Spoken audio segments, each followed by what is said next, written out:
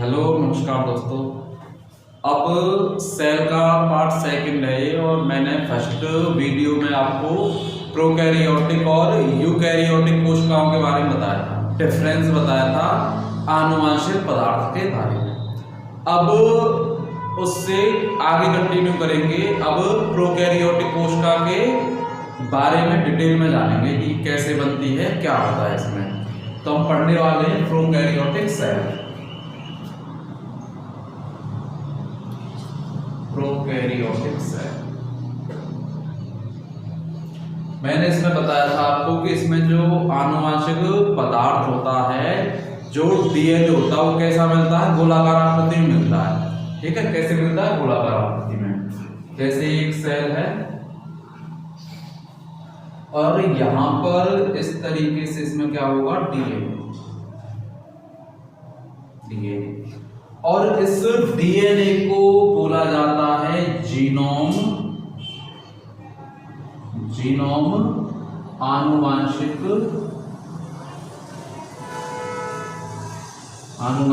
पदार्थ क्या होते हैं? जीनोम आनुवंशिक पदार्थ। और इसके अलावा एक और इसमें पाया जाता है जिसे बोला जाता है प्लाज्मिड। क्या होते हैं? प्लाज्मिड होते हैं। ये भी आनुवंशिक ही पदार्थ है, लेकिन इसका यूज दूसरी तरीके से है। ये है तो सही, लेकिन ये प्रॉपरली नहीं है। ओरिजिनल कौन है? ये वाला डीएनए, जो एक पीढ़ी से दूसरी पीढ़ी में जाता है। ये जा भी सकता, नहीं भी जा सकता, कंफर्म नहीं है।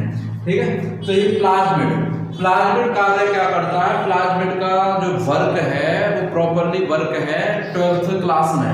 इसमें डिटेल में जो हमारा चैप्टर है जैव प्रौद्योगिकी, उसमें प्लाज्मिड का वर्क है। जैव प्रौद्योगिकी का मतलब आनुवंशिक रूप से हम बदलाव करते हैं किसी भी चीज में, उसमें हम किसका यूज करते हैं? प्लाज्मिड का यूज करते हैं। किसी भी कोशिका या जीव में उसका आनुवंशिक बदलाव करने के लिए हमें इसकी क्या पड़ती है? आवश्यकता पड़ती है। तो मैंने इसमें बताया था आपको कुछ इस तरीके से कोशिका होती है प्रोकैरियोटिक, जिसमें केंद्रक नहीं पाया जाता। कैसी होती है? केंद्रक विहीन होती है। केंद्रक विहीन यानी केंद्रक इसमें नहीं मिलता।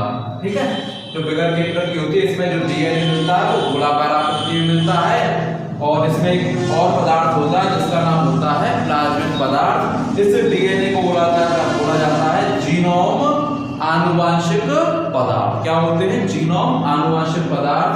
ये जीनोम ही इसमें और जितने भी कोशिकांग हैं प्रोकैरियोटिक कोशिका के, वो सारे वर्ग कौन करवाता है? जीनोम। कौन करवाता है? जीनोम। अब इससे आगे कंटिन्यू करते हैं।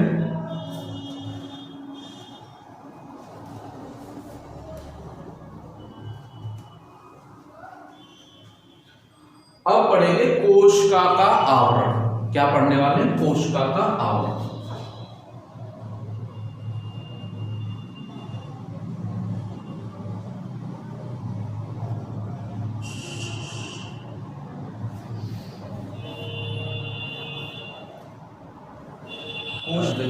अब इससे आगे क्या है? पढ़ने वाले हैं कोशिका का आवरण। तो देखो, मैंने कहा जैसे कोई कोशिका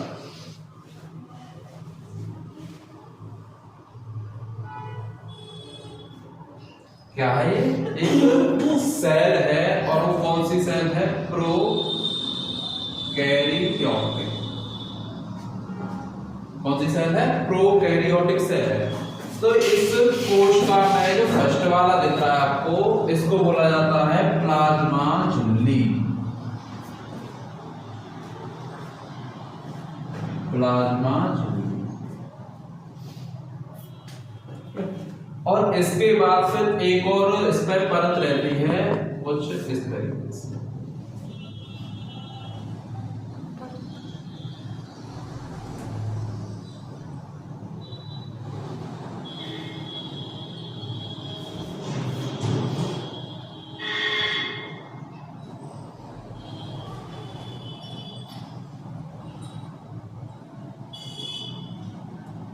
और इसको बोलते हैं कोशिका भित्ति।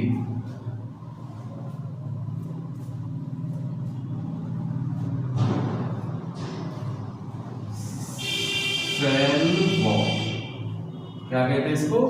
सेल वॉल कोशिका भित्ति, यानी ये क्या है? एक प्रोकैरियोटिक सेल है। इस सेल में जो फर्स्ट लेयर है आपकी उसको बोलते हैं प्लाज्मा झिल्ली, और जो सेकंड लेयर है उसको बोलते हैं कोशिका भित्ति यानी कि सेल वॉल। और फिर इसके बाद एक और इस पर परत चढ़ी रहती है,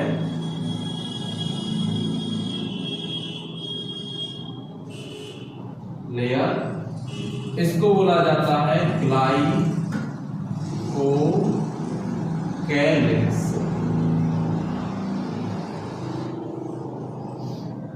ग्लाइकोकैलिक्स, ठीक है। यानी अगर मैं इसको मानूं प्रोकैरियोटिक सेल जो ओनली 3 जीवों में मिलती है।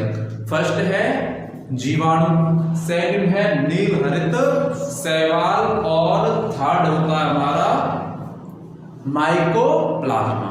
तो सबसे इंपॉर्टेंट कौन सा जीव है इसमें? जीवाणु। कौन सा है? जीवाणु।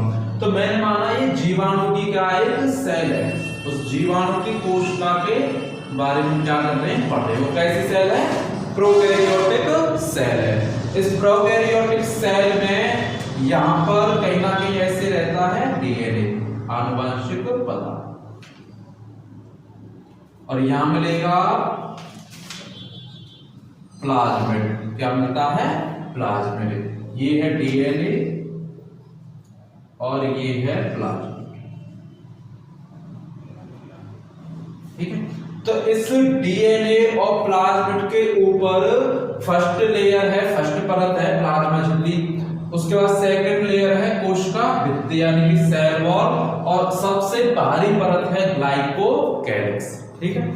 इन तीनों को ही मिलाकर क्या बोलते हैं? कोशिका का आवरण।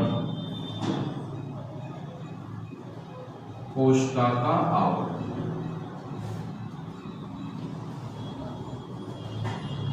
इन तीनों के क्या बनता है? कोशिकीय आवरण बनता है, ठीक है।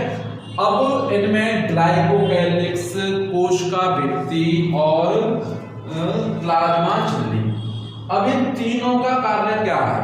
इन तीनों का कार्य क्या है? तो देखो, किसी भी चीज की आकृति को आकार देना, किसी भी चीज की आकृति को एक आकार देना, उस आकार को एक रूप में बनाए रखना, उसमें ही कार्य करती है कौन?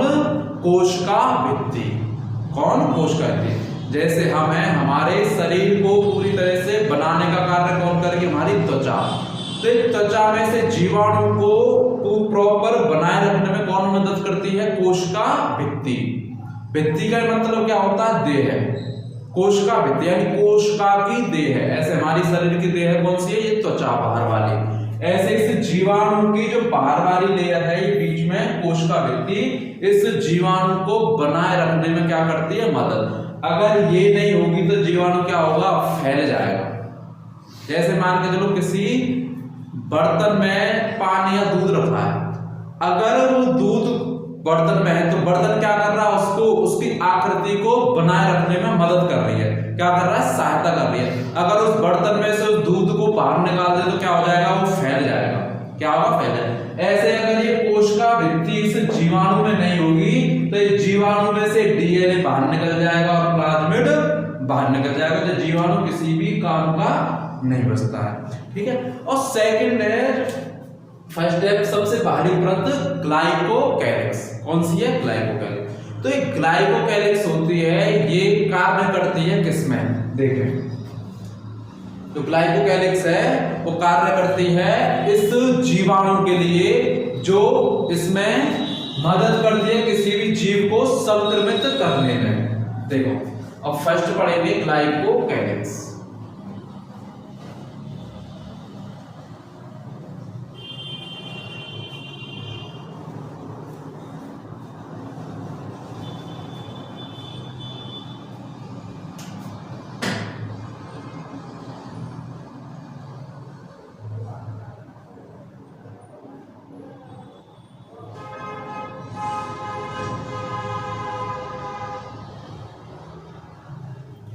ग्लाइकोकैलिक्स। ये ग्लाइकोकैलिक्स क्या कार्य करती है? किसी भी जीव, यानी कि ये कोई जीवाणु है, जीवाणु, और ये है जीवाणु की सेल प्रोकैरियोट, और इसके सबसे बाहर ये कौन सी? प्लाज्मा झिल्ली, और प्लाज्मा झिल्ली के ऊपर मिलती है सेल वॉल।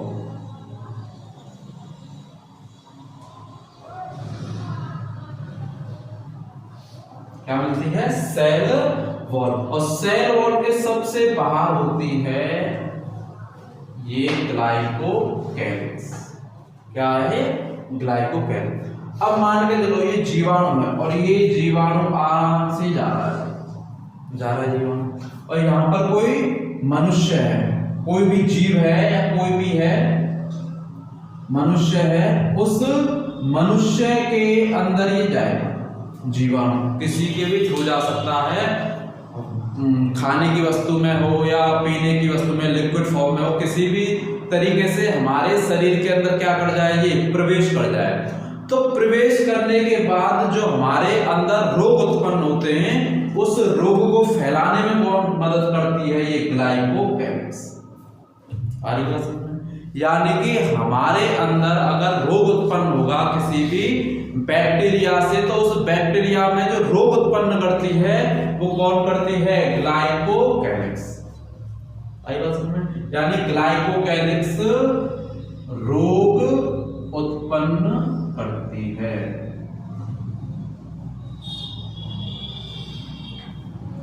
किसी भी जीवाणु में जो ग्लाइकोकैलिक्स होती है वो क्या उत्पन्न करती है? रोग उत्पन्न करती है। ये ग्लाइकोकैलिक्स भी दो टाइप की होती है। ग्लाइकोकैलिक्स दो प्रकार की होती है। एक होती है दृढ़, या मैं बोलूं इसको कठोर, और एक होती है लचीली। एक होती है दृढ़ और एक होती है लचीली, जिसको एक को बोला जाता है हार्ड और एक को बोला जाता है लचीली, यानी कि मुलायम। अब ये जो कठोर होती है इसको बोलते हैं दृढ़, और लचीली को बोला जाता है लचीली। अब इनमें जो लचीली होती है हमारी और जो दृढ़ होती है, इस दृढ़ को बोला जाता है संपुटिका। संपुटिका यानी किसको बोला जाता है? कैप्सूल।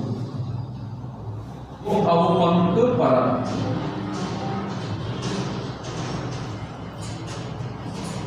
अवपंक परत, ठीक है। यानी अब जो ग्लाइकोकैलिक्स है, ये ग्लाइकोकैलिक्स क्या कार्य करती है? किसी भी जीवाणु की सबसे बाहरी जो लेयर है वो कौन है? ग्लाइकोकैलिक्स। जब ये किसी भी जीव के अंदर जाती है, उस जीव में रोग उत्पन्न करने का कार्य कौन करती है? ग्लाइकोकैलिक्स। ये ग्लाइकोकैलिक्स दो प्रकार की मिलती है, एक मिलती है कठोर और एक होती है लचीली। जो कठोर होती है उसको बोलते हैं संपुटिका। क्या बोला जाता है? संपुटिका, यानी कि कैप्सूल। और जो लचीली होती है वो लचीली होती है, उसको बोलते हैं अवपंक परत। क्या बोला जाता है? अवपंक परत। तो यही कारण है किसका? ग्लाइकोकैलिक्स का, ठीक है। सेल वॉल क्या होती है? सेल वॉल मैंने आपको बताया, सेल वॉल है। सेल वॉल किसी भी जीव की आकृति को बनाए रखने में क्या करती है? मदद करती है। सेल वॉल है किसी भी जीव की आकृति को बनाए रखने में मदद करती है। देखना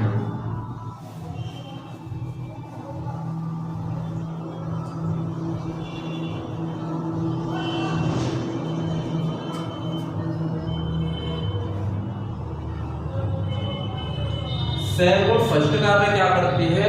ये किसी भी जीव की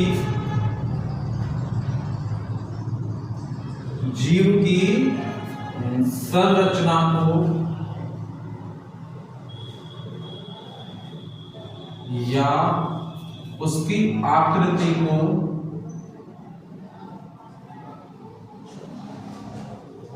बनाए रखने में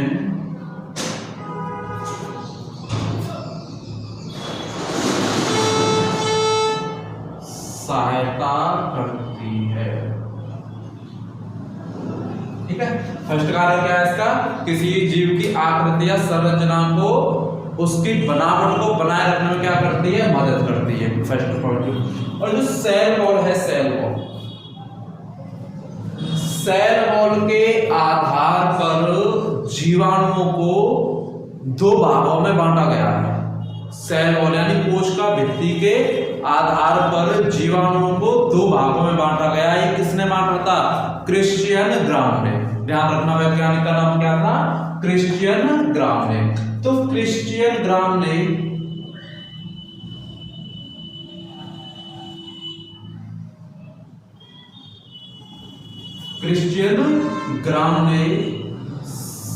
सेल वॉल कोश का भित्ति के आधार पर जीवाणुओं को दो भागों में बांटा है। क्रिश्चियन ग्राम ने कोश का भित्ति के आधार पर जीवाणुओं को कितने भागों में बांटा है, दो भागों में बांटा है। एक होते हैं ग्राम धनात्मक और दूसरे होते हैं ग्राम ऋणात्मक। ठीक है, दो भागों में बांटा, ग्राम धनात्मक और ग्राम ऋणात्मक। किसने बांटा है, क्रिश्चियन ग्राम ने। ठीक है, इसका जो पूरी डिटेल है यानी कैसे बनते हैं, कुछ नहीं है। दो जार लिए जाते हैं, उनमें जीवाणुओं को डाला जाता है, जिसमें उनका निरीक्षण किया जाता है। इससे उनके अंदर वॉयलेट डाला जाता है, कलर डाला जाता है। जिस पर कलर चढ़ा रह जाता है उसको बोला जाता है ग्राम धनात्मक, और जिस पे से कलर उतर जाता है उसको बोलते हैं ग्राम ऋणात्मक। खाली ये भी इतना पढ़ो कि सेल वॉल के आधार पर क्रिश्चियन ग्राम ने जीवाणुओं को दो भागों में बांटा है, एक है ग्राम धनात्मक और एक है ग्राम ऋणात्मक। किसको बांटा है, जीवाणुओं को। ठीक है, अब इसमें इतना ही है और इसके बाद स्टार्ट होगी यूकैरियोटिक कोशिका। कौन सी, यूकैरियोटिक कोशिका, जो हमारे अंदर, आपके अंदर, जितने भी पृथ्वी पर जीव है सबके अंदर कौन है, यूकैरियोटिक सेल। और केवल 3 जीवों को छोड़कर, जीवाणु, माइकोप्लाज्मा और नील हरित शैवाल, जिन्हें बोला जाता है ब्लू ग्रीन एल्गी, इन तीनों के अलावा जितने भी जीव हैं उनमें क्या पाया जाता है, यूकैरियोटिक सेल, जिसमें क्या होता है, केंद्र के अलावा माइटोकॉन्ड्रिया, केंद्र का और झिल्ली, ये सब क्या है, इसके कोशिकांग, किसके, यूकैरियोटिक सेल के। डीएनए कहां मिलता है यूकैरियोटिक सेल में, केंद्र के अंदर। ठीक है, एक होता है इसमें माइटोकॉन्ड्रिया है और राइबोसोम है। राइबोसोम क्या कार्य करता है, राइबोसोम कार्य करता है प्रोटीन का निर्माण करने में। तो अब जो नेक्स्ट आएगा हमारा टॉपिक वो आएगा यूकैरियोटिक सेल पर, जिसमें डिटेल में यूकैरियोटिक सेल पढ़ेंगे, खोज किसने की, इसमें कोशिकांग कौन कौन होते हैं, एक एक कोशिकांगों के बारे में पढ़ेंगे। धन्यवाद।